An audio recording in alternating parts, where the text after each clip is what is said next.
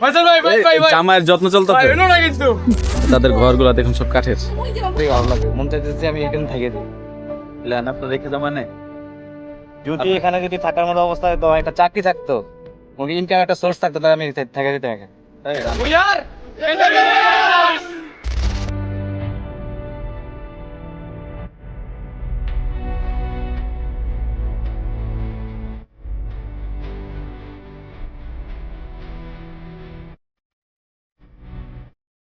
আসসালামু আলাইকুম বন্ধুরা, কি অবস্থা সবাই? আশা করি সবাই ভালো আছেন। আপনাদের ওই দিনকে বলছিলাম যে আমাদের একটা নতুন বাইকার্স গ্রুপ আছে, সেটা হচ্ছে বেদুইন বাইকার্স। আমরা এই বেদুইন বাইকার্সের পক্ষ থেকে এই ফার্স্ট টাইম আমরা বান্দরবন ট্যুর দিচ্ছি। তো আমাদের সাথে অনেকেই আছে, অলমোস্ট 15 থেকে 17টা বাইক হবে। এই 17টা বাইক আমরা সবাই মিলে আজকে ট্যুর দিব। আর এই ট্যুরে যাওয়া অবস্থায় কী কী হয় না হয় সব কিছু আপনাদের কাছে দেখাবো। তো আপনারা সবাই সাথে থাকবেন ইনশাল্লাহ। ভাই ভালো আছেন? কি অবস্থা ভাই? আলহামদুলিল্লাহ। কই যেতেছেন আজকে? আজকে যাচ্ছি কেউ গার্ডেন যাচ্ছি, দোয়া করে সবাই। তুই কই যাবি? আমিও বন্ধু তোমাদের সাথে যাবো, তোমরা যেখানে নিয়ে যাবে আমাকে। তুই যাবি? হ্যাঁ? লয়ে যাচ্ছি। তো আমাদের এই বেদুইন বাইকার্সের পক্ষ থেকে আজকে আমরা ফার্স্ট টাইম, মানে আমার ফার্স্ট টাইম, ওরা আরও অনেক ট্যুর দিছে। তো আমরা সবাই মিলে আজকে এই ফার্স্ট টাইম, মানে ওদের সাথে আমি ফার্স্ট টাইম যাচ্ছি বান্দরবন। তো আপনারা সবাই আমাদের বাসা থাকবেন আর ভিডিওটা লাস্ট পর্যন্ত দেখবেন। কিন্তু আমাদের ভাবি যে বড় ভাই, ভাই কই যেতেছেন? বান্দরবন বগালাই। বগালে কি যাবেন?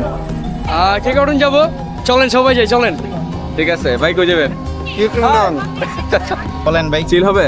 অবশ্যই চিল হবে, চিল হবে না ভাই? ইনশাল্লাহ ইনশাল্লাহ। তো সবাই আমরা সেফ রাইড দিব ইনশাল্লাহ, সবাই পাশে থাকবেন। বন্ধুরা, এখন আমরা আল্লাহর নাম নিয়ে চলে যাব বান্দরবনের উদ্দেশ্যে।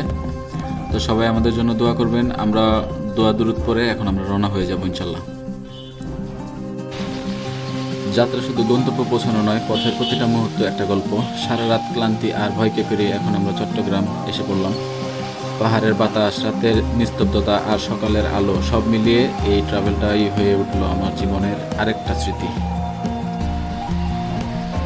বন্ধুরা, আমরা অলমোস্ট 300 কিলোমিটার রান করার পরে এখন আমাদের বাইকের তেল অলমোস্ট শেষ।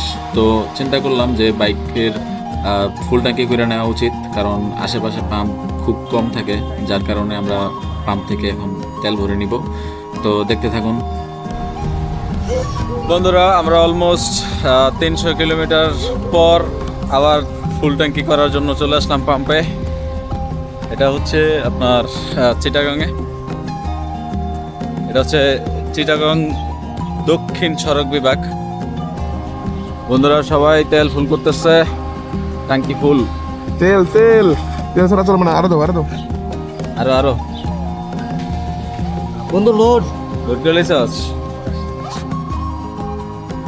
টুরে শুরু থেকে শেষ পর্যন্ত সব টাকা আমার টাকায় আইছে আজকে টুরে। স্পন্সর সামনে সেন্ট মার্টিনের টুরটাও আমার টাকায়। ফুল করবেন? ফুল, সব ফুল।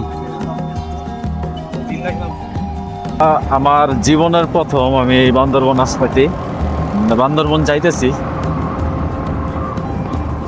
সত্যি কথা বলতে মানে সকালে যে মানে শীতল হাওয়াটা গায়ে লাগতেছে, খুব ভালো লাগতেছে। বান্দরবনের এই রাস্তাটার শুধু ভিউটা দেখেন, মানে মনোমুগ্ধকর একটা ভিউ। বন্ধুরা, আমরা সকালে নাস্তা করতে চলে আসলাম হোটেল হিল ভিউ।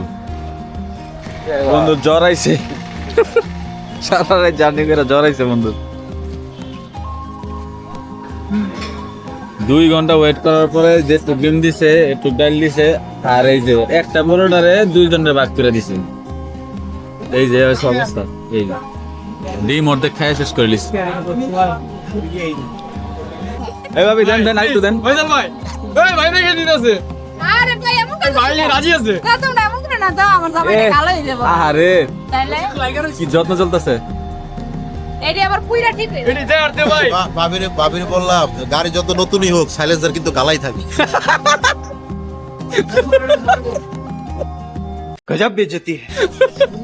আমরা এটা সেই ছিল ভাই। কি জানি কয় মেকানিকের দোকানে নিয়ে ফক ফকা বানাই আর নাস্তা সেরে রওনা দিলাম, আর কিছুক্ষণ পরেই ঢুকে গেলাম বান্দরবনের বুকে। বাঘ ঘুরে পাহাড়ের গায়ে লেপ্টে থাকা সাপের মতো আঁকাবাঁকা রাস্তার আমাদের সামনে খুলে গেল নতুন একটা গল্প। পাশে সবুজ পাহাড়, মনে হলো যেন প্রকৃতি নিজের হাতেই পথ দেখিয়ে দিচ্ছে। চাকা এগোচ্ছে আর প্রতিটা বাঘ যেন বলছে আরও একটু সামনে যাও, আরও একটু সৌন্দর্য অপেক্ষায় আছে। আমি বলবো যারা এই পর্যন্ত বান্দরবন আসেন নাই, আপনারা সত্যি মিস করবেন যদি এই বান্দরবনের সৌন্দর্যটা যদি না দেখতে পারেন। বন্ধুরা আমরা চলে আসলাম রুমা 2 নং সদর ইউনিয়ন পরিষদে। এখানে ট্যুরিস্ট গাইড নিতে হবে, তো আমাদেরকে নিয়ে যাবে, ঘোরাবে। তো ওদের এটার জন্য আলাদা কস্ট দিতে হয়। আমরা গাইড নিয়ে নিয়েছি, এখান থেকে বগালেকের দিকে রওনা হলাম। কিন্তু সামনে যে উঁচু নিচু পাহাড়ি রাস্তা তা দেখে আমার ফ্রেন্ডের বুক কেঁপে উঠলো। ভয় পেয়েছে ঠিকই, কিন্তু পাহাড়কে জয় করার ইচ্ছাটা আরও বড়। তাই আমার ফ্রেন্ড আমাকে ওর বাইকটা দিয়ে দিছে চালানোর জন্য, কারণ খুবই ভয় পাইছে। তো আমি চালায় যেতেছি আঁকাবাঁকা রাস্তা দিয়ে। আর যে খাড়া রাস্তা, আমারও খুব ভয় লাগতেছিল, কিন্তু আমার কাছে খুবই রোমাঞ্চকর মনে হয়েছে। কি হয়েছে ভাইয়া? কষ্ট ভাইয়া। তুমি কও, তুমি কিছু বলো, তুমি যাবার না, তোমার নামাই থেকে গেল। কোনটা উঠবো এটাই তো দাও।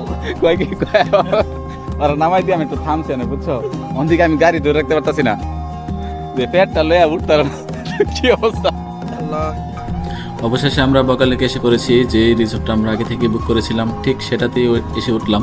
সারাদিন পাহাড়ি পথ পেরিয়ে এখন মনে হচ্ছে এই শান্ত লেকের ধারে পৌঁছানোই ছিল পুরো যাত্রার সবচেয়ে বড় উপহার। এখন একটু ফ্রেশ হবো, তারপর খাওয়া দাওয়া করে নতুন করে বগালেকের রূপ দেখব। আপনারা সবাই আমার চ্যানেলের সাবস্ক্রাইব করে রাখবেন, পেজটা ফলো দিয়ে রাখবেন। দেখা হবে কেউ ক্রাডংয়ের ভিডিওতে। সবাই আমার জন্য দোয়া করবেন। তো আল্লাহ হাফেজ।